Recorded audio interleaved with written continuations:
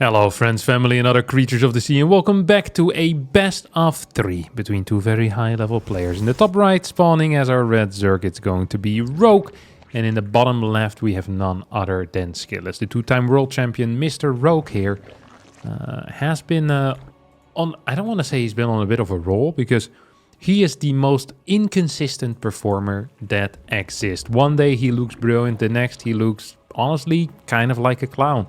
And it just goes up and down, up and down. There's absolutely, well, the only consistency really is his inconsistency, which is impressive in and by itself.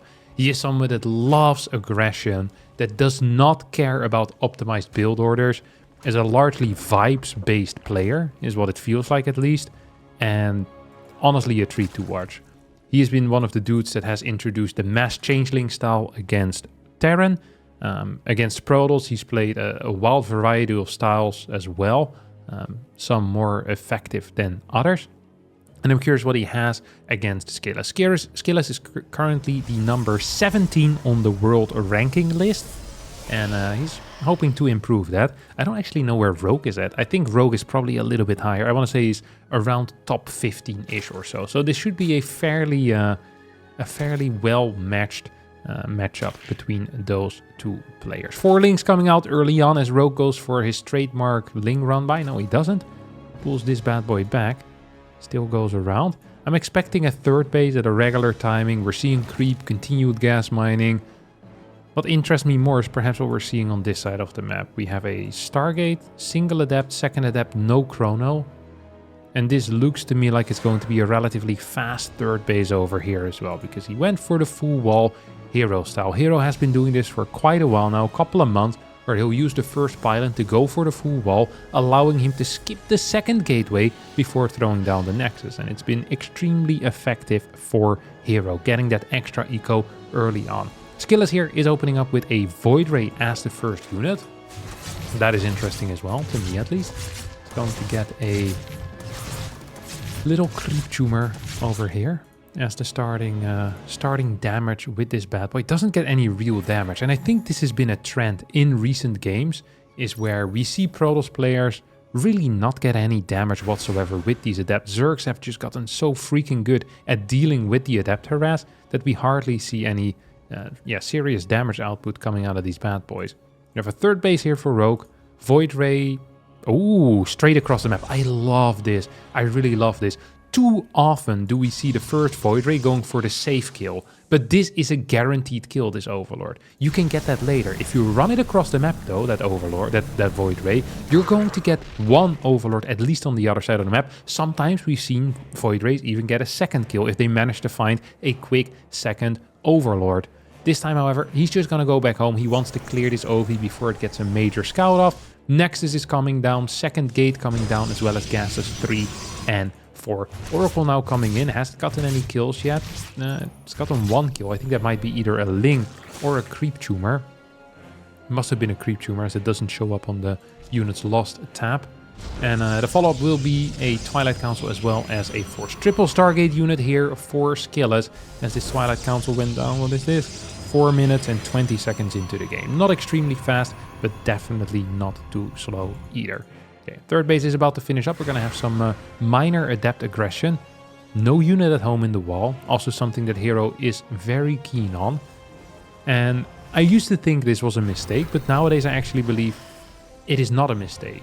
It can potentially bait opponents into running by and then maybe killing a probe, but losing 8, 9, 10 Lings. That is not a worthwhile trade for Zerg. And if these Adepts go across the map and there's no Zergs defensively, then it's definitely not a worthwhile trade for Zerg players. Let's see what Rogue is going into. It's a Evo chamber as well as a Hydra den. Please do note that he has not constructed any safety buildings. There is no Baneling Nest, no Roach Warren. That means had Skillas gone for some type of Glaive Adept build order, I think Rogue would have been in a little bit of trouble. But that is a what if that Rogue won't have to face over here. These 3 Adepts will not finish their shade. I can't believe it. No, there we go. A couple of creep tumors did get taken out. No fourth base here quite yet, by the way. Interesting in and by itself. The complete lack of a fourth. Would you look at that? Okay, here we go. Oracle's coming in. We'll get 1 kill. So far, triple star. Look at the worker kills. Or look at the general kills here. 2 overlords, 2 links, 1 drone. 1 void ray and 2 oracles were produced for this. I don't think that is enough damage for Skillus to put himself ahead in this series. Oh my god, what the hell is this? Infestation Pit before forward base is not just rare, it's just something you don't see. Because in order to afford hive units, you need 8 gas. And the faster you have those 8 gases, the better it tends to be. So, really weird opener here for Rogue. It's almost as if he's faking an all-in. Because if I am Skillus and I'm scouting this, yeah, he hasn't seen the okay, no, he has seen the infestation pit. Yeah, he's building 6 cannons. Skillus thinks he's being all-in. This is such a weird setup that Rogue is going for. He is pretending here to all in. Okay, I was so confused as to what he's doing. So, Skillus scouted the infestation pit, but probably believes this is a fake infestation pit. Skillus is responding here in a very mature way. He says, hey, I see hardly any drones, I see a very late fort base, and I see a crap ton of hydras of 66 workers. This can only mean one thing. You're all-inning me. This is a fake infestation pit. This is a fake fort base. And now, Rogue, look at this. He has the vision on the map. If he sees an oracle fly forward, his goal is probably just to clear it ASAP. Now we're going to get a fort base, we're adding in more gateways as well, and a fleet beacon. I think Skillus has realized at this point, it's like, wait a second, this is real. Yeah, Rogue tried to deny this scout. This scout was vital. Seeing gas 7 and 8 means that Skillus now knows what is going on. He's gonna add a cannon over here, as well as another battery. This is just because at this point it makes sense to at least have some type of static defense on this fort base. But this is going to be a really quick lurker rush, and Skillus isn't really ready for it economically. He's delayed his fort base by a lot. 6 lurkers are already being morphed right now. No seismic spines quite yet. We also have 2 evo chambers, which is just the oddest decision that I've seen in my entire life if you're doing a relatively low eco lurker attack. I also don't get why he went into a hive if he's not instantly researching seismic spines. This is gonna hit like a truck, and it's especially gonna hit like a truck because Skillus is just not ready for it whatsoever. He's going to need to stall this by a lot with these initial stormers. We still have 2 storms remaining. We perhaps can overcharge 1 more Templar, giving us 2 more storms. So that brings us to 4 mana regeneration, maybe 5 or 6. Okay, we need to land them in a big way. First storm doesn't land in a big way. Supply is 166 to 155. First Tempest on the way out. Mothership about 25% done as well. As more lurkers are being morphed in. Seismic Spines is now what? Yeah, close to finishing. 17 seconds away. The moment that finishes, this base is going to be in a world of trouble. Behind all of this, Rogue is taking a gold base as well. So yes, this is relatively all-in, but he has a lot of upgrades going up. The only real all-in thing here is the fact that he didn't have a lot of gas to start with and that he doesn't have a great eco behind this. He only is on 78 workers. He's slowly but surely kind of leapfrogging forward with these lurkers as the storms are emptying out on top of these hydras and links, but they're not killing the lurkers right now. Tempest will need to take care of that. The first Tempest now shows up, and let's take a look at how patient Skillus has been so far. He hasn't really lost a whole lot of units. Mothership is about to show up. Uh-oh. Is there any detection here? I don't think there is. There is no detection whatsoever. I think Skillus realizes it. He's gonna blink in forward as 2 Overseers morph at home.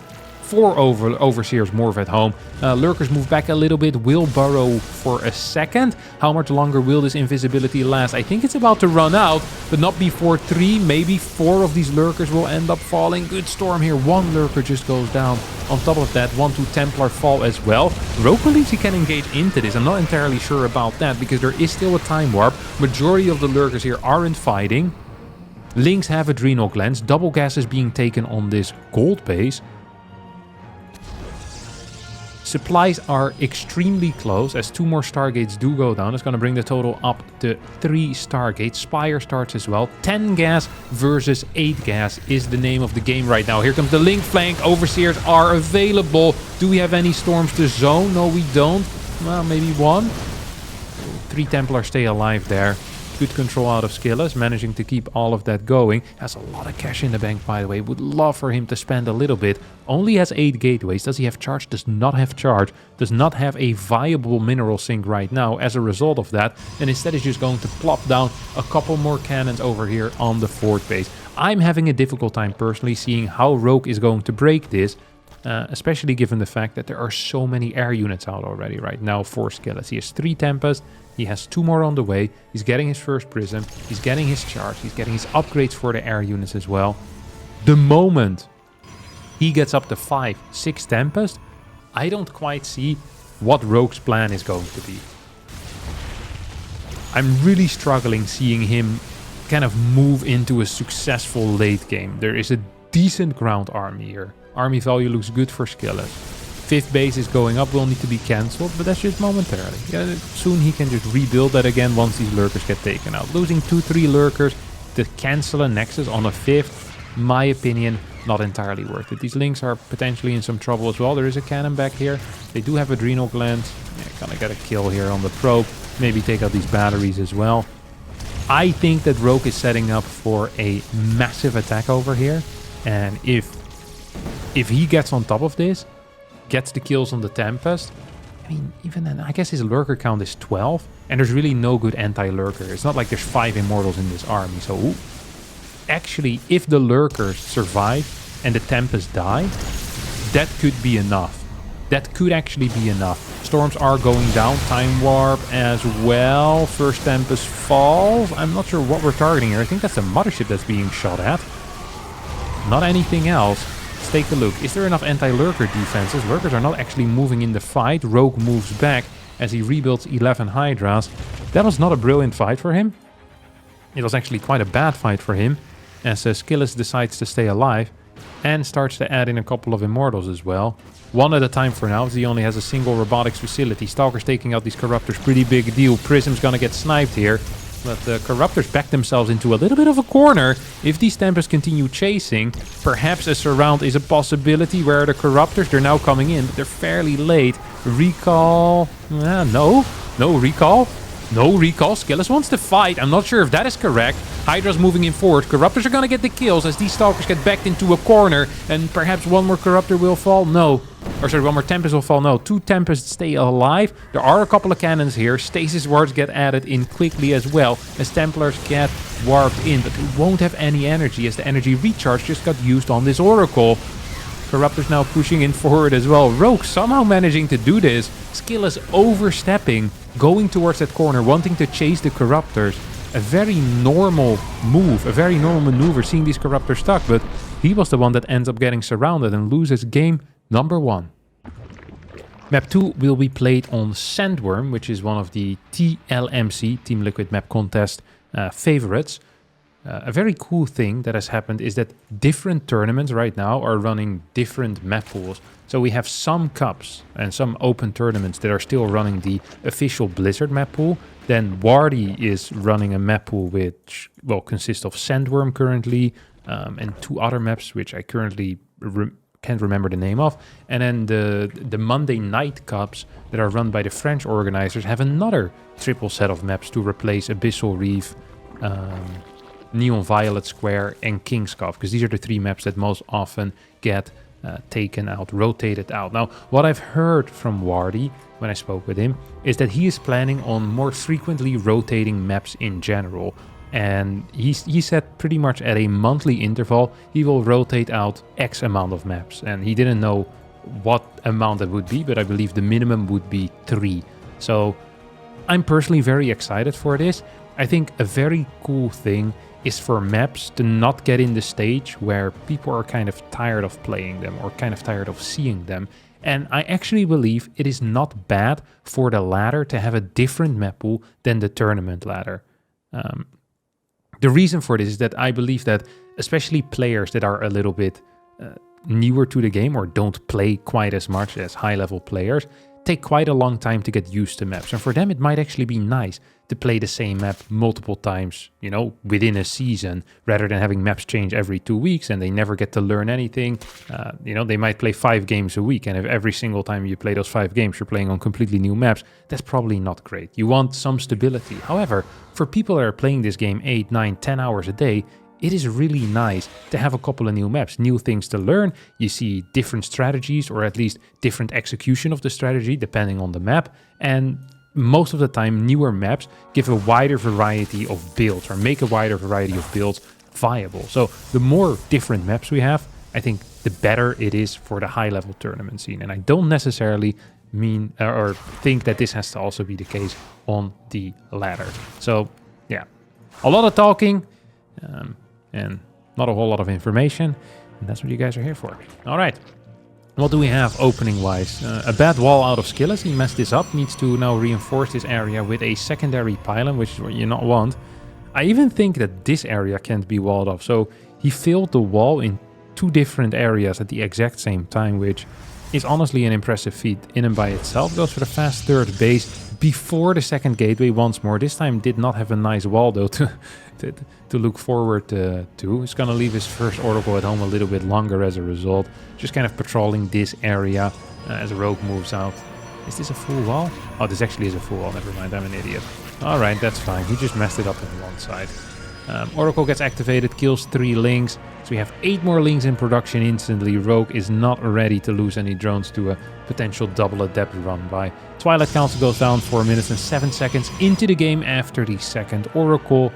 And I think we are getting ready for what smells to me like a little bit of a Blink build. Could be something else, but it is definitely smelling like a Blink build to me. Skillet is moving out with these 2 Adepts. He's added gas 3 and 4 as well. Rogue is looking for them. I'm not sure if he actually wants to find them though. I think he wants to see them. He doesn't want to find them. You know, doesn't want to bump into them. No chest bumping over here, baby.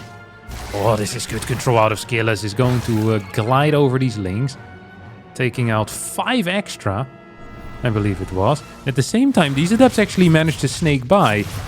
Oi, oi, oi, oi, oi, Rogue in a world of trouble. He's going to end up losing 2 workers here. Full drone pool as well, so that's a lot of mining time lost. 3rd drone goes down. Adepts are still alive.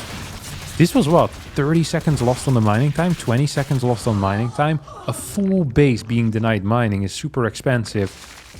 If you have 16 workers mining, you make about 800-ish, a bit more than 800 minerals a minute.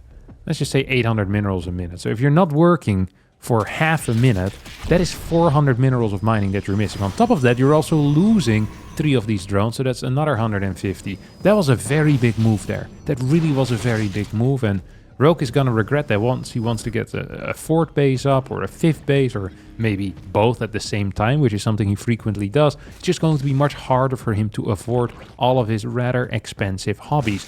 Throws down a Hydra then here.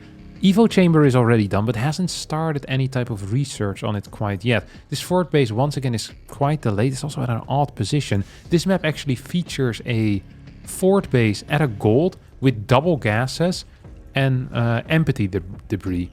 These are rocks that take damage all at the same time. So if you shoot 1 rock, all 4 of them will actually take damage. So you don't have to clear each individual one.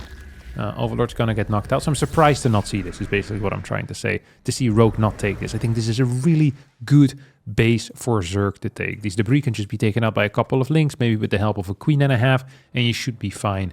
Ooh, it's gonna change things up this time. It's gonna be a Baneling Nest. So perhaps playing a little bit on his reputation that he has built up in the previous game, where Skillet practically saw a similar setup, but back then it went into a later Hydra Lurker push. This time we have a fake Evo Chamber going into an unupgraded Hydra Ling Bane attack. So I love this fake Evo Chamber, by the way. This Skillet scouted. He hasn't scouted it yet, but I'm a big fan of this play. This is the type of stuff that is very easy to miss. Oh, never mind. He's just doing +1. Maybe he just forgot his upgrade. I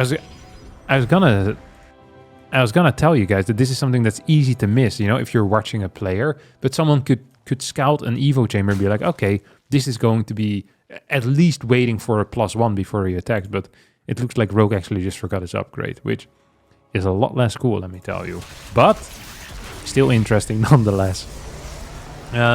We have a a lot of links. We have a lot of Hydras coming. Maybe he's faking the +1. That would be very high test. Also kind of weird, but whatever. Okay, we have 11 Banelings now coming in. I think Skillet is actually fairly unaware as to what is going on. I think he's going to be a little bit more aware right now as he spots all of these Banelings morphing. I wouldn't mind if he just activates his oracles here, by the way. I think it actually would be a fairly decent call. He's gonna get caught here. We'll need to recall out. Going to lose 7 Stalkers pretty much for free. As these Banelings are gonna get taken out.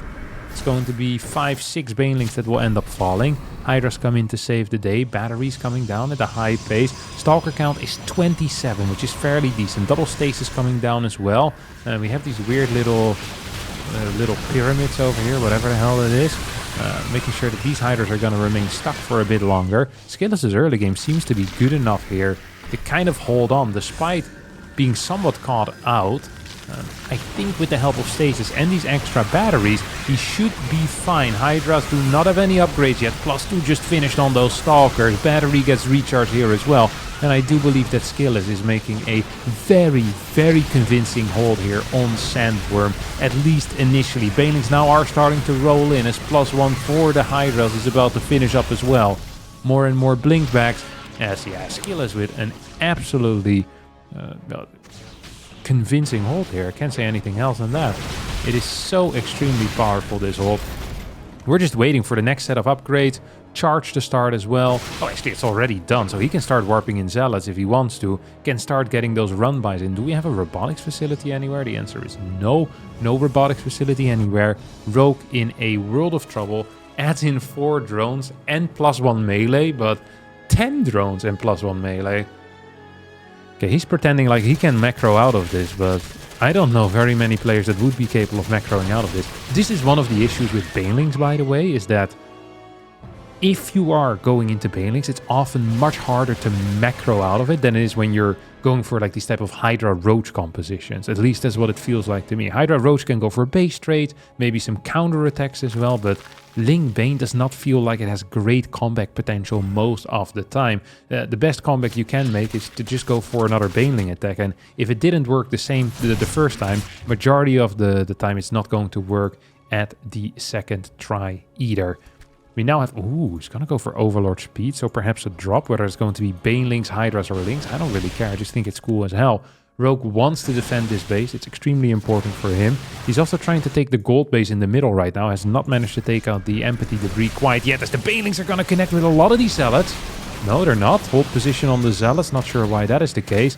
Okay, now the Banelings get the connections with the Zealots. At the same time, Hydras are taking out run-bys, as more Zealots show up just to be taken out by these Hydras. Banelings will need to move back. I don't think there's enough Hydras here to hold off these Stalkers for much longer. We have an infestation pit coming in, so potential tech to a hive is on the table. Lings trying to get some type of surrounder. These are +0 Lings currently, fighting +2 Stalkers, actually 2-1 Stalkers.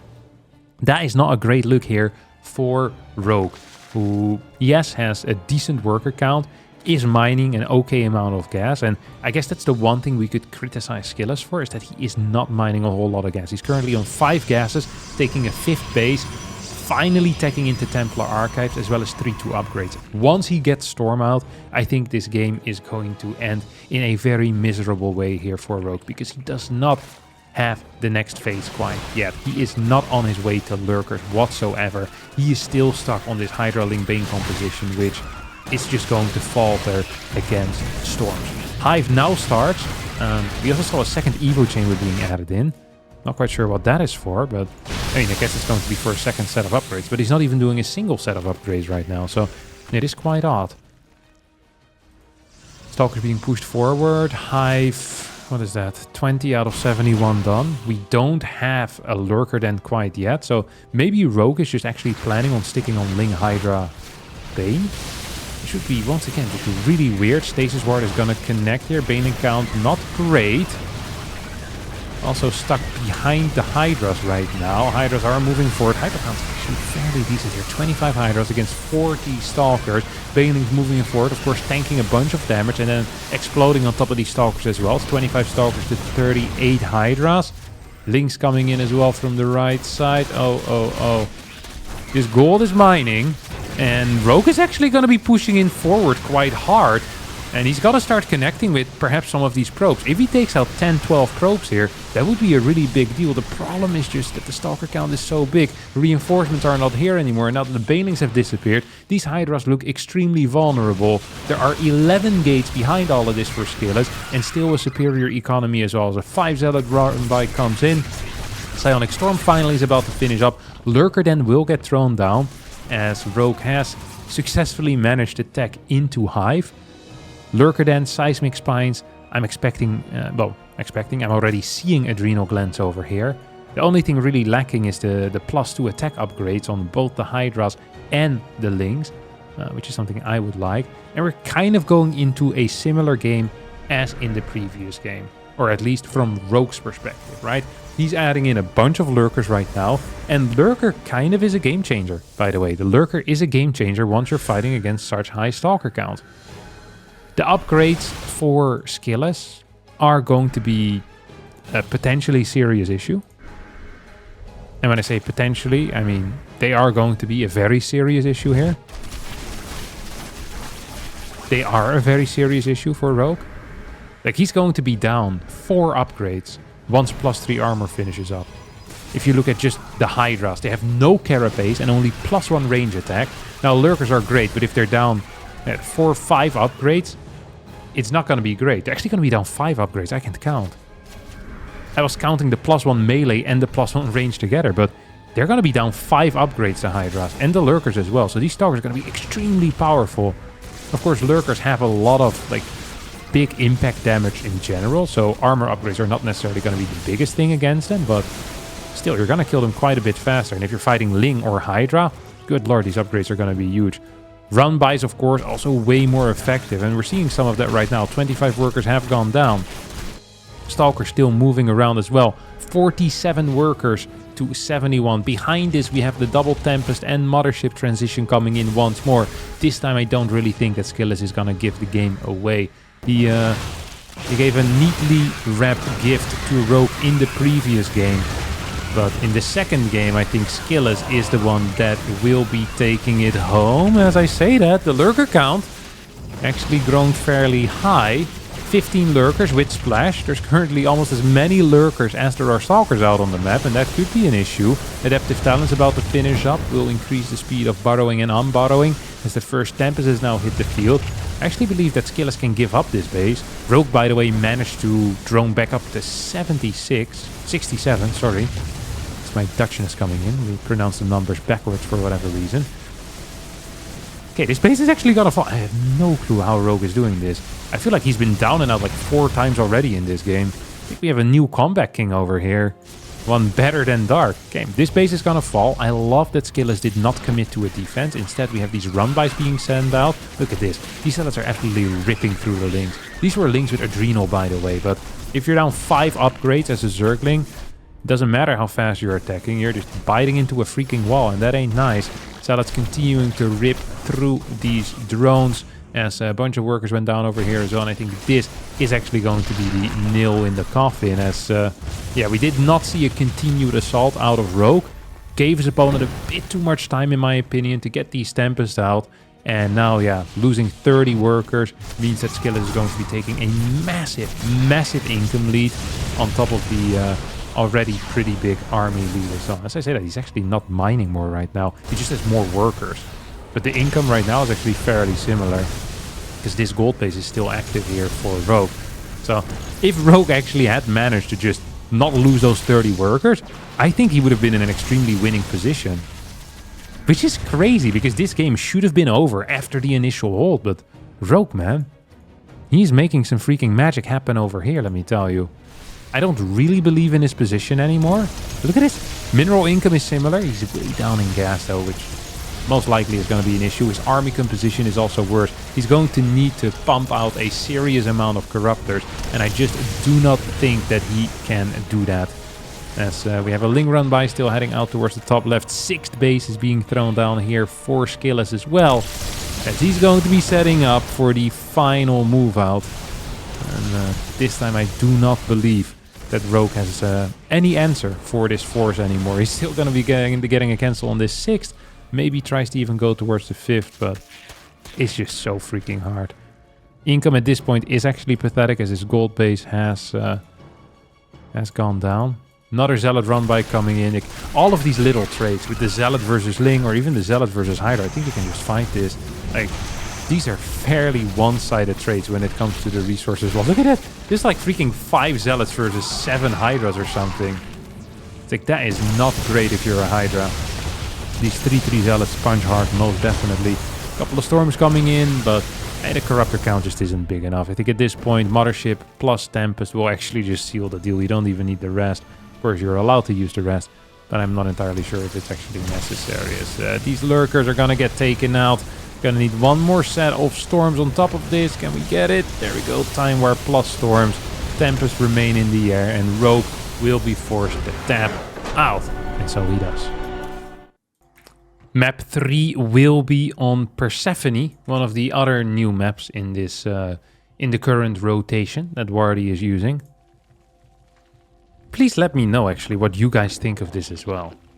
I've been sharing my opinion a whole lot on this, but I am actually curious whether you guys prefer seeing new maps or if you guys prefer seeing the same old maps again and again and again. I am personally a big fan of it, and I've made it known over the past few years already that I think having a high diversity of maps is very cool, especially on the competitive level. And Blizzard doesn't necessarily need to join in on the fun, you know, when it comes to the laddering. But yeah, I'm curious what you guys have to say. So if you have a strong opinion on that, or really if you just have any opinion on it, please let me know in the comments. I'm curious to read what you guys have to say. We have a core coming in here. Oh, this is a fast freaking cyber core. What the hell? 2 minutes and 8 seconds. That is some very tight mining that he must have done in the early game. Also was with a no scout, or at least a late scout. I think this was post Cybercore, if I'm not mistaken. Just making sure that there's a hatchery there.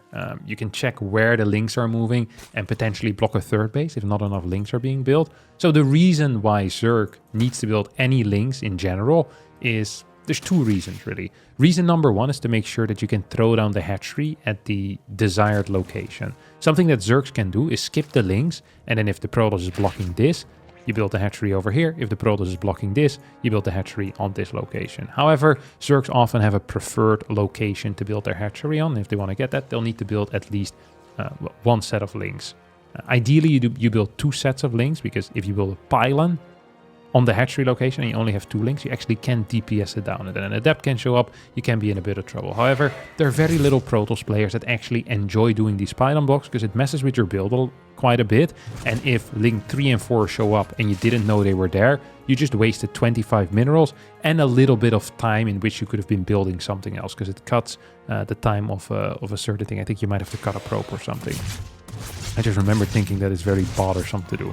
Either way, none of that happened, but always fun to think about, you know, the theoretical moves that players could have made. And it's also interesting, I think, to explain why certain things happen. So here we see Rogue with the 4 links, wants to move these across the map as soon as possible, by the way, because you want to deny the Nexus from going up and perhaps force an Oracle to stay home. So if these adepts are on the other side of the map, just sending like 3-4 links across is a really cool move, and potentially could clear something. As these adepts do finish their shade, 2 drones go down. If a 3rd drone doesn't go down, I think this is about an even trade, depending a little bit on what this Oracle will do. It's going to get 1 kill for free, it's going to get a 2nd one, and will piss off over to the 3rd. So 4 drones in total will go down, 5 will go down. Rogue a little bit, not a little bit sloppy, that is quite sloppy. There is a defensive Oracle over here. You want to attack this Nexus to activate the Pulsar Beam. So that's minus 25 energy at an instant. You lose 1 link. That is a very worthwhile trade for the Zerg player. It's going to be just fine with that. So whenever you see a Nexus like this and an Oracle above it, you have to attack it at least for a little, just to force it. So then you can come back perhaps later, and here we once again have a single Oracle being activated, another minus 25 energy. Probably force him, yeah, to use an energy recharge. That means one less chrono boost that he can use on Blink, or the +1. Ooh. Evo Chamber. This feels like it reads like a fast Evo Chamber, but it's actually kind of a late Evo Chamber. The +1 won't be in time, or not entirely in time, I think, for a +1 Blink attack, which is usually what you want it for. We don't, however, have a lair yet, and no Roach Warren, so it has to be melee. It's the only thing that makes sense, but the timing of it it's just simply a little bit late. It is too late, I would even say. As Rogue is still looking for damage, he's not quite gonna find it. He's gonna send more links across the map. Let's see if Skillis is going to finish this up. He should. He didn't know that he had to, but this is a crazy move. Rogue sending all of this across the map is also pretty crazy. Skillis reads this game like a freaking book. And like he can read books. Now, it's hard to read a book if you're incapable of reading, but Skillis, he reads the book and he reads it well. Only kills 2 though. Thought he was gonna get way more damage done there. But I guess he didn't lose the Adept, so... It's all good, it's all good. What's the overall Oracle count? It's only been 2 this entire time. We have 2 more gateways coming in. It's gonna bring the total up to 6. That's going to allow Skillis to start pumping Stalkers at a fairly high pace. Now... What do we have over here? Overlord speed. No Roach Warren.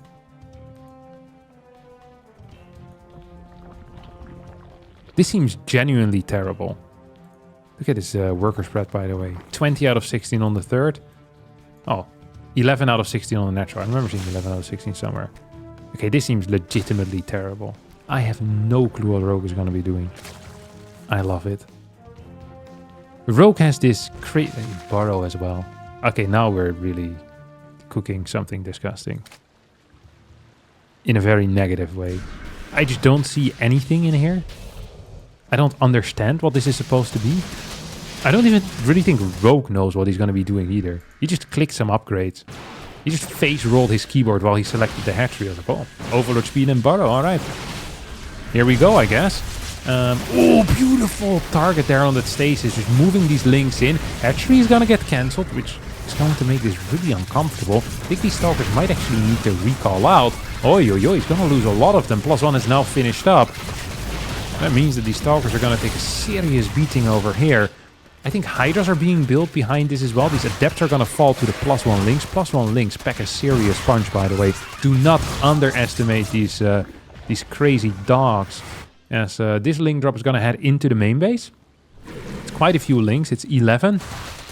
As these Adepts are going to get a couple of bonus kills. This was not on the menu for Skillis. Something that the chef just brought out.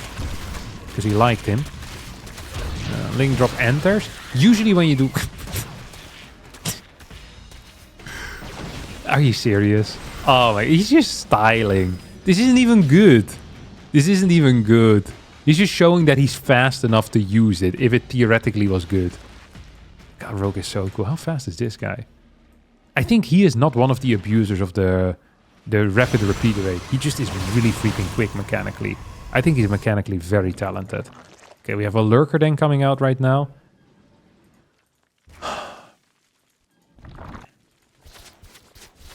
It felt like he was about to all in with this though. And then he's still just going into macro. He is so freaking fast. He is so freaking fast. He really is. Are we gonna unburrow these links or what? We're gonna get an unburrow. Snipes the probe. Is he gonna try to go back underground now? He's just gonna piss off. Oh, this Ling is still burrowed here right now. He only unburrowed a portion of it. What a smart move. This does block, right? Yeah. If he unburrows this and kills the probe, Skillis is actually legally obliged to leave this game. God, this is so frustrating to deal with. It's such a hassle, right? It's such a hassle. Stalker count is pretty decent, by the way. I still believe Skillis is in a fine spot because his first 6 minutes were really good. Really, really nice first 6 minutes. But Rogue is, you know, he's building. He is building something. He's definitely cooking. And where this dish started by looking pretty nasty, you know, it is perhaps starting to whet my appetite a little bit over here. Okay, lurkers are morphing in the back. He's gonna set up shop. It is a very similar setup to the previous game, by the way. Very similar. The only thing different is that we have less upgrades. And I guess less stormers out? It's not actually a very similar setup at all. Last game's kill us at like 6 bases really quickly. Oh no, Ling ran by. It's gonna make this even worse, the fact that these Lings have burrow. So they can stay underground. Like there's cannons everywhere. You actually don't have to deal with it. That's so sad here. That is so sad. He's gonna borrow them, isn't he? God. That would be annoying if it wasn't just 2 Lings, but more. Okay. Stalker Templar now moving in position. This is a pretty weak standing army. It's okay if you can kite back to something, but if you get cornered, yeah, you always have a pretty decent shot of just being owned. Like, Ling lurkers around on top of this. You don't recall out in time. You're toast, brother. Lurkers are starting to... Is this like a flank? I don't even know what this is. Oh my god. It's gonna blink right on top of these 2 lurkers. And he's gonna lose quite a few stalkers as a result. Here comes the Ling flank. Storms coming in. Lurkers are just too high HP as 3-4 Templar go down. Lurkers coming from every possible angle as Skillis is gonna get taken out here, I think. At least for now. We still have 2 Lings burrowed. If he unburrows them now and then split burrows them again, that would be completely useless, but still very freaking cool. Tempest plus Mothership is on the way. We have 11 lurkers that are moving across the map. Starting to dig underground.